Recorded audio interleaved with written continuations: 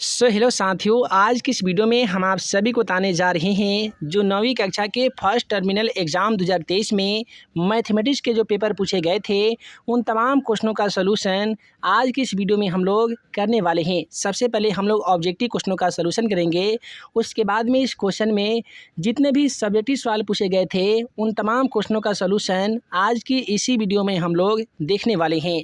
तो जल्दी से वीडियो को लाइक कर दीजिए, चैनल पर नए होंगे तो चैनल को सब्सक्राइब कर लीजिए ताकि ऐसे ही आने वाली हर 9वीं कक्षा का इम्पोर्टेंट क्वेश्चन का वीडियो आप सभी को देखने को मिल सके। तो चलिए फ्रेंड्स, बिना समय गवाए पहला क्वेश्चन का आंसर देख लेते हैं। जैसा कि आप सभी मोबाइल स्क्रीन पे आज का पहला सवाल क्वेश्चन नंबर 1 को देख पा रहे हैं। पहला सवाल ये पूछा गया था कि बहुपद 5x-4x² प्लस 3 का एक मान निम्नलिखित में से यदि x बराबर 0 है तो दूसरा मान कौन सा होगा। तो यहाँ पे कैसे सॉल्व कीजिएगा, जहाँ जहाँ x दिख रहा है ना जी वहाँ पे 0 बैठा दीजिए, यानी 5 गुने x का मान 0 रखेंगे, -4 गुने x का स्क्वायर है तो 0 का स्क्वायर करेंगे प्लस 3 करेंगे। 5 में 0 से गुना करने पे 0 हो जाएगा, 4 में 0 से गुना करने पे 0 हो जाएगा और प्लस में यहाँ पे 3 हो जाएगा। 0 में यदि हम 0 को घटा लेंगे तो भी हमारा 0 होगा और 0 में यदि 3 को ऐड करेंगे तो भी हमारा 3 हो जाएगा। तो इस प्रकार से क्वेश्चन का सही जवाब यहाँ पे ऑप्शन सी में दिया गया था 3। उसके बाद में अगला सवाल क्वेश्चन नंबर 2 को देख लीजिए। कहता है कि √2x+1 का बहुपद निम्नलिखित में से कौन सा शून्यक होगा। तो यहाँ पे -1/2 हो जाएगा। तो क्वेश्चन का सही जवाब ऑप्शन सी में दिया गया था। उसके बाद में आइए अगला सवाल क्वेश्चन नंबर 3 को देख लेते हैं। क्वेश्चन नंबर 3 में दिया गया है कि -4, -5 किस पाद में स्थित है। याद रखिएगा, यदि दोनों बिंदु प्लस में होता तो ये प्रथम पाद में होता, लेकिन यहाँ पे दोनों बिंदु माइनस में दिया गया है, इसलिए क्वेश्चन का सही जवाब तृतीय पाद होगा। अगला सवाल कहता है कि मूल बिंदु का नियामक कितना होता है। आप सभी को हम बताए थे कि मूल बिंदु का जो निर्देशांक होता है वो 0,0 होता है और मूल बिंदु से किसी बिंदु का दूरी ज्ञात करने का आसान फार्मूला √x² प्लस y² होता है, ये भी याद रखिएगा। अब आइए अगला सवाल क्वेश्चन 5 की ओर बढ़ते हैं। क्वेश्चन 5 कहता है कि आकृति जिसके चारों ओर कोण हो और चारों भुजा बराबर हो वह क्या कहलाती है। आप सभी को मालूम होगा कि वैसे आकृति जिसके चारों कोण चारों भुजा बराबर होती है इस प्रकार से, उसे हम लोग क्या कहते हैं जी, तो वर्ग कहते हैं। तो राइट आंसर यहाँ पे ऑप्शन बी के साथ चला जाएगा, वर्ग। उसके बाद में अगला सवाल कहता है कि पूर्ण अपने भाग से क्या होता है। तब पूर्ण अपने भाग से बड़ा होता है। अगला सवाल दो भिन्न बिंदुओं से होकर गुजरने वाली रेखा क्या होती है। तो केवल एक रेखा होती है। किसी त्रिभुज के कितने समकोण हो सकते हैं। तो मान लेते कोई भी त्रिभुज हो उसमें कितने समकोण हो सकते हैं। तो इस प्रकार से त्रिभुज बनेगा तो इसमें कितना समकोण होगा जी, एक होगा, जो कि 90 डिग्री का होता है। अगला सवाल कि त्रिभुज की परिमिति क्या कहलाती है। तो ये 3 भुजाओं के योग परिमिति कहते हैं। त्रिभुज का अर्ध परिमिति एस बराबर क्या होता है। तो इसका एक फार्मूला होता है a + b + c/2 होता है ना जी। तो यहाँ पे 1/2 × a + b + c यहाँ पे दिया गया है। तो ये क्वेश्चन का राइट आंसर हो जाएगा। अगला सवाल किसी आंकड़े का प्रमुख शुद्ध मान क्या होता है। तो आंकड़े का जो शुद्ध मान होता है उसे हम लोग माध्यिका कहते हैं, जिसे ज्ञात करने का फार्मूला n + 1/2 होता है। अगला सवाल कहता है समबाहु त्रिभुज के क्षेत्रफल का सूत्र क्या होता है। तो समबाहु त्रिभुज का जो क्षेत्रफल होता है दोस्तों वह होता है √3/4 गुने भुजा का स्क्वायर होता है। तो √3/4 भुजा का स्क्वायर ऑप्शन डी में दिया गया है। अगला सवाल है कि वृत्त की त्रिज्या 14 सेमी है तो परिधि क्या होगी। और आप सभी को बता दें कि वृत्त का परिधि ज्ञात करने का फार्मूला होता है 2πr, यानी 2 गुने पाई का मान लिखेंगे 22/7, आर का मान लिखेंगे जो कि क्वेश्चन में दिया गया है। 7 से 14 कटाएंगे 2 मरतबे, और देखिए 2 दूनी 4 और 4 में 22 से गुना करेंगे तो 22 चौका 88 होगा। अतः क्वेश्चन का सही जवाब ऑप्शन सी में दिया गया है, 88 सेमी। अगला सवाल कहता है कि दो पूर्णांक संख्याओं के बीच में कितनी परिमेय संख्या हो सकती है। तो ये अनगिनत हो सकती है।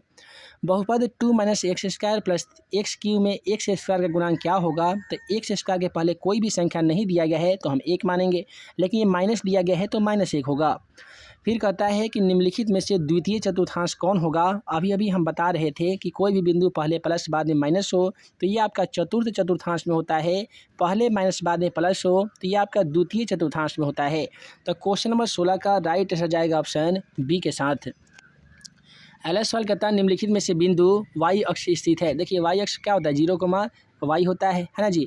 तो 0, -y के बदले पे 3 दिया गया है जो कि ऑप्शन बी में है, राइट आंसर जाएगा ऑप्शन बी के साथ।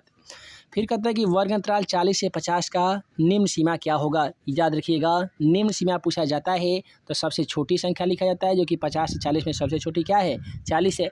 उच्च सीमा पूछा जाता तो 50 आंसर हो जाता। अगला सवाल यहाँ पे देख लीजिए, कहता है कि दिए गए चित्र में कोण डी का मान क्या हो जाएगा। तो पहला कोण यहाँ पे 50 डिग्री है ना जी, तो आपका ये जो कोण डी का मान होगा ये भी 50 होगा, क्योंकि ये दोनों कोण आपस में बराबर होते हैं। तो राइट आंसर यहाँ पे ऑप्शन सी में दिया गया है। असंभव घटना की प्रायिकता कितनी होती है। तो असंभव घटना की प्रायिकता 0 होती है। वहीं पे निश्चित यानी अनिश्चित घटना की प्रायिकता 0 और निश्चित और संभावित घटना की प्रायिकता 1 होती है। 250 का पूरा कोण क्या होगा। तो आपको ये सोचना होगा दोस्तों कि 250 में हम कितने डी को ऐड करेंगे कि प्राप्त संख्या ये 360 के बराबर हो जाएगा। तो 360 करने के लिए क्या करना होगा, यहाँ पे 65 डी को ऐड करना होगा, है ना जी। उसके बाद में कहता है कि 96 और 40 4 का एचसीएफ क्या होगा, मसा ज्ञात कर लीजिएगा। राइट आंसर 4 होगा।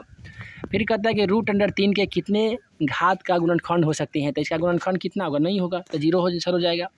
फिर कहता है कि दिए गए आकृति में कोण ए ओ डी बराबर क्या हो जाएगा। तो एक कोण जब 80 डिग्री दिया गया है और 180 पुराने के लिए कितना जोड़ना होगा, 100 जोड़ना होगा। तो राइट आंसर 100 होगा। फिर कहता है कि निम्नलिखित में से कौन सा बहुपद है। तो ये जो x स्क्वायर दिया गया है दोस्तों, ये आपका बहुपद है। लेकिन यहाँ पे बटा में x स्क्वायर दिया गया है तो बहुपद नहीं होगा। पावर में बटा दिया गया है तो ये भी बहुपद नहीं होगा। फिर कहता है कि बहुपद px में कि 2 - 5x का शून्य क्या होगा। तो देखिए 2 - 5x है ना, तो बराबर को जाकर ये 5x हो जाएगा। यदि x बराबर लिखेंगे 2 तो 5 गुना में है तो भाग में होगा, तो 2/5 आंसर हो जाएगा, जो कि ऑप्शन यहाँ पे सी में दिख रहा है। तो द्विघात बहुपद में शून्यकों की संख्या कितनी होती है। तो आप सभी को मालूम होगा कि द्विघात का मतलब क्या होता है कि 2 घात वाला जिसके शून्यक 2 हो उसे द्विघात कहते हैं। x³ में pa का मान क्या होगा। तो यहाँ पे 0 आपका होगा। अगला सवाल कहता है कि परिमेय और अपरिमेय संख्या के समूह को क्या कहते हैं। तो उसे ही हम लोग रियल नंबर यानी वास्तविक संख्या कहते हैं। अगला सवाल देखिए, क्वेश्चन नंबर 30 में क्या कहता है कि निम्नलिखित में दशमलव प्रसार शांत होगा। शांत किसका होगा। तो जिसका हर का गुणनखंड करने में 2 और 5 मिलता होगा। जैसे कि यहाँ पे 25 दिया गया है, 21 का करेंगे तो 3 7 मिलेगा, तो 2 5 आया नहीं। 26 का करेंगे तो 13 2 मिलेगा, इसमें भी 5 नहीं आया। 42 का करेंगे तो 3 7 21 या 21 दूनी 42, इसमें भी आपका 2 3 2 5 के अलावा अन्य संख्या मिल रहा है। तो शांत दशमलव की बात करेंगे तो ये आपका ऑप्शन बी के साथ जाएगा, 2/25। अगला सवाल कहता है 0.6 पर रेखरीन दिया गया, इसका परिमेय संख्या क्या होगा। तो आसान सा तरीका है कि 6 बटा यहाँ पे 6 कर दीजिए, दशमलव के बाद में एक संख्या है ना जी, तो यहाँ पे 10 बैठा दीजिए। 3 दूनी 6 और आपका 5/10 कट जाएगा ना।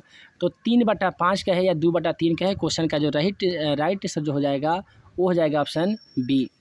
सॉरी, यहाँ पे रेखरीन दिया गया था, परिमेय संख्या पूछा गया था 6, और नीचे क्या करेंगे कि दशमलव के बाद एक संख्या तो 1 9 बैठाएंगे।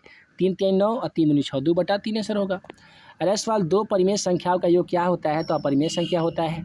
वर्ग अंतराल 100 से 120 का वर्ग चिन्ह क्या होगा। तो वर्ग चिन्ह ज्ञात करने का आसान तरीका क्या होता है कि जो वर्ग अंतराल देता है उसको जोड़ लेते हैं और 2 से भाग लगाते हैं। यानी 100 + 120 दिया गया है तो दोनों को जोड़ेंगे, 2 से भाग लगाएंगे। 120 में 100 को जोड़ेंगे तो ये आपका 220/2 हो गया, कट के आपका 110 होगा। और यही 110 ऑप्शन बी में दिया गया है, जो कि राइट आंसर हो जाएगा।